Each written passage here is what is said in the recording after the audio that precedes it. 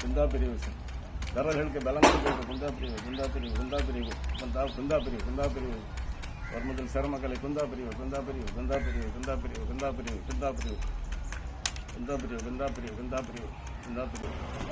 தெரியுதா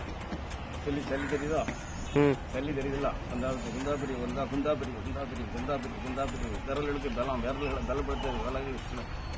விரல்களுக்கு டெம்பரேச்சர் கொடுக்குறது விரல் பலக் போடுறது அதாவது பிரிவு வருமுதல் சிரமக்கலை குந்தா பிரிவு வருமக்களை குந்தா பிரிவு